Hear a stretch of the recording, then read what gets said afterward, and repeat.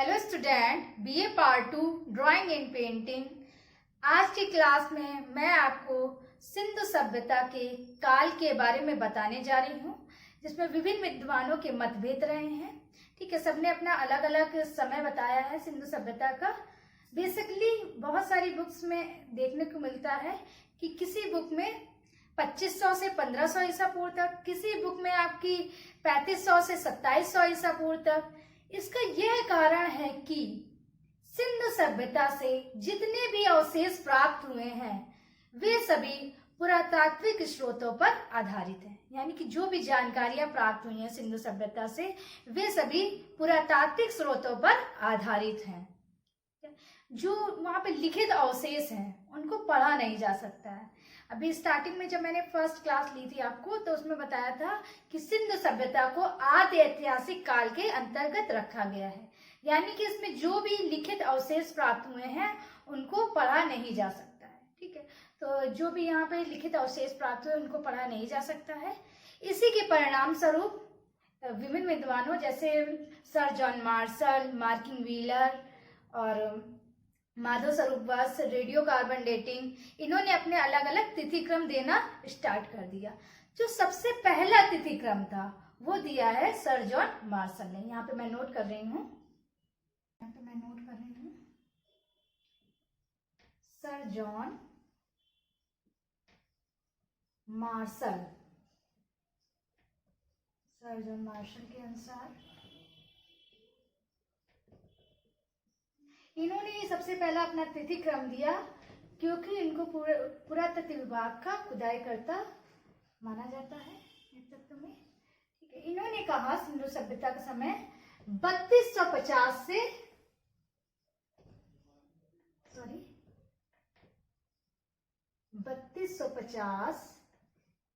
ईसा पूर्व से 2750 ईसा पूर्व तक। ठीक है, तो इन्होंने सर जॉन मार्शल ने सिंधु सभ्यता का समय 3250 से 2750 ईसा पूर्व तक माना है। ठीक है, लेकिन अब इसके बाद भी जो विद्वानों ने अपने अलग अलग क्रम बताए हैं, तिथिक्रम, उसमें एक पद्धति रही है जिसका नाम है C14। इसके द्वारा जीवाश्म की आयु ज्ञात की जाती है। जब इस सभ्यता की आयु ज्ञात की गई तब इसका समय 2350 से 1750 ईसा पूर्व निकला। ठीक है, C14 रेडियो कार्बन डेटिंग के अनुसार। रेडियो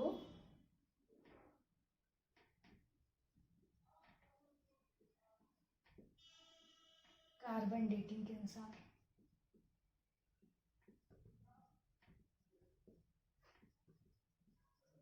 जो सिंधु सभ्यता का समय है वो है 2350 से 1750।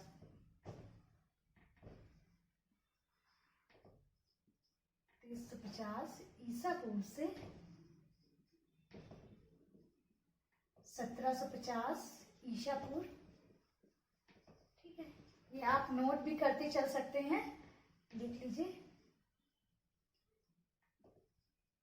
ठीक है, तो ये इन्होंने इसका समय माना है। ठीक है, C14 के अनुसार, C14 के अनुसार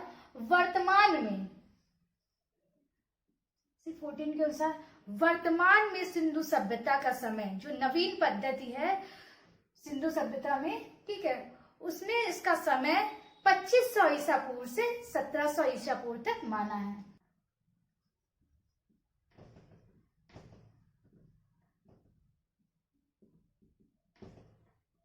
2500 ईसा पूर्व से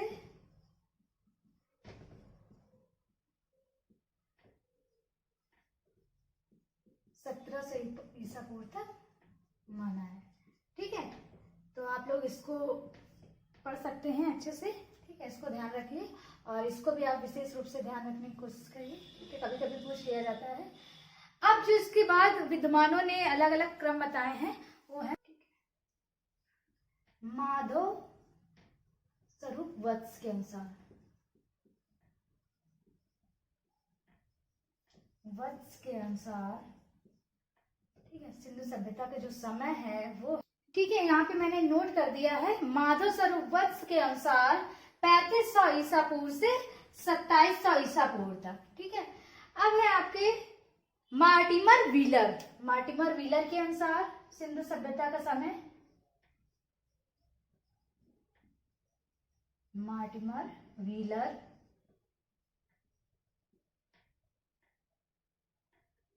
के अनुसार, ठीक है, सिंधु सभ्यता का जो समय है वो है 2500 ईसा पूर्व से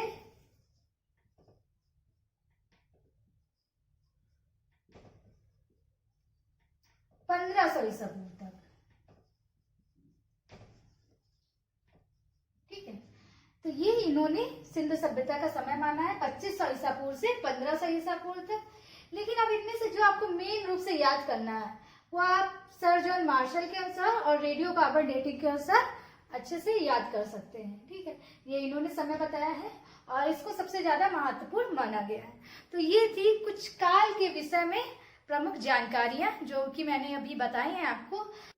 अब इसके बाद हम लोग सिंधु सभ्यता के नामकरण के बारे में पढ़ेंगे कि सिंधु सभ्यता का नामकरण कैसे हुआ और इसको किन किन नामों से जाना जाता है, ठीक है। अब मैं आपको सिंधु घाटी सभ्यता के नामकरण के बारे में बताने जा रही हूँ कि सिंधु घाटी सभ्यता का नामकरण कैसे हुआ और इसको किन किन नामों से जाना जाता है। वैसे विशेष रूप से सिंधु घाटी सभ्यता को 3 नामों से जाना जाता है। वो नाम कौन कौन से हैं यहाँ मैं लिख के बता दे रही हूँ। पहला है आपका सिंधु घाटी सभ्यता, ठीक है, सिंधु सभ्यता पहला है आपका जो नाम है। दूसरा नाम है सिंधु सरस्वती सभ्यता,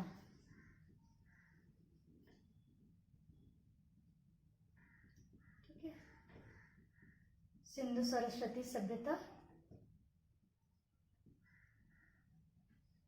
तीसरा है आपका हड़प्पा सभ्यता,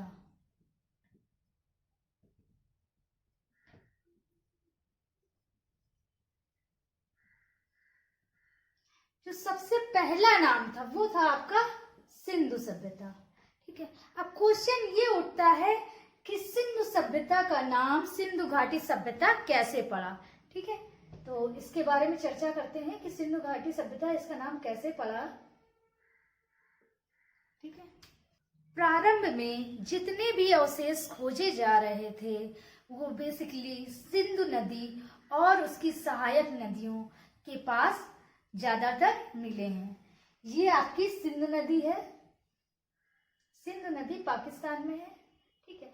इसके पास जो अवशेष थे वो ज्यादातर मिले हैं।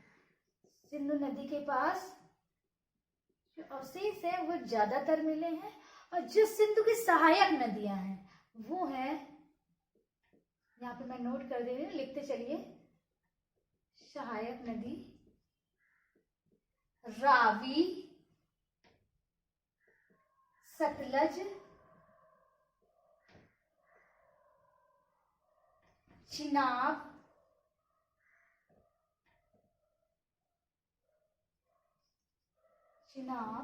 झेलम, ठीक है। तो ये सिंधु की सहायक नदियां हो गई, ठीक है। और जो सिंधु नदी है वो आपकी पाकिस्तान में है। सबसे ज्यादा स्थल जब यहाँ पर मिले, ठीक है, सिंधु नदी के पास, तो इसको सिंधु घाटी सभ्यता नाम दे दिया गया, ठीक है। इसीलिए हम इसको सिंधु घाटी सभ्यता के नाम से जानते हैं, ठीक है। लेकिन समय बीतने के पश्चात यह पता चला कि सिंधु नदी, ये आपकी सिंधु नदी है, और गंगा नदी के बीच, ये आपकी गंगा नदी है, इसके बीच, ये आपकी गंगा नदी है, इसके बीच एक प्राचीन नदी थी जिसका नाम सरस्वती नदी था, सरस्वती नदी था, ठीक है। तो ये जो सरस्वती नदी थी ये सबसे प्राचीन नदी थी, ठीक है। ठीक है, परंतु इसके साथ आप नाम मात्र के रह गए हैं और कुछ बुक्स में इसके बारे में मिलता भी नहीं है। ठीक है, तो जो ये नदी थी इसके आसपास भी कई सारे स्थल प्राप्त हुए। ठीक, कई सारे जब स्थल प्राप्त हुए तो इसको विद्वानों ने सिंधु सरस्वती सभ्यता नाम दे दिया गया। ठीक है, तो इसको सिंधु सरस्वती सभ्यता के नाम से जाने लगे, परंतु ये इतना महत्वपूर्ण नहीं है और ना ही ये बात ज्यादातर सबको पता है। आपको जो याद रखना है वो है आपको सिंधु सभ्यता। ठीक है, अब जो हमें सबसे ज्यादा याद रखना है वो है हड़प्पा सभ्यता, और यही सबसे ज्यादा चर्चित भी है। अब इस हड़प्पा सभ्यता का नाम हड़प्पा सभ्यता कैसे पड़ा? हड़प्पा के इतिहास में एक संस्कृति रही है कि किसी स्थल के नामकरण में यदि कोई समस्या उत्पन्न होती है तो उस सभ्यता का नामकरण उस स्थल की खुदाई के आधार पर किया जाएगा। यानी कि हड़प्पा सिंधु सभ्यता में सबसे पहले खोजा गया स्थल था। जो हड़प्पा स्थल है वो सबसे पहला खोजा गया स्थल है 1921 ईस्वी में राय बहादुर दयाराम सैनी के द्वारा। ठीक है, सर जॉन मार्शल के नेतृत्व में राय बहादुर दयाराम सैनी के द्वारा खोजा गया ये स्थल है, इसलिए इस स्थल का नाम हड़प्पा सभ्यता रख दिया गया। ठीक है, तो हम लोग इसको हड़प्पा सभ्यता के नाम से जानने लगे हैं। ये आपका हड़प्पा सभ्यता भी बहुत इंपॉर्टेंट है और ये भी। ठीक है, तो ये दोनों नाम आप विशेष रूप से याद रखिए, ये तो इतना इम्पोर्टेंट नहीं है। ठीक है, बस ये आपको बता दिया गया है कि कितने कितने नाम थे और कौन नाम कैसे पड़ा। ठीक है, तो अब हम लोग पढ़ेंगे सिंधु सभ्यता का विस्तार, कि सिंधु सभ्यता का क्या विस्तार है।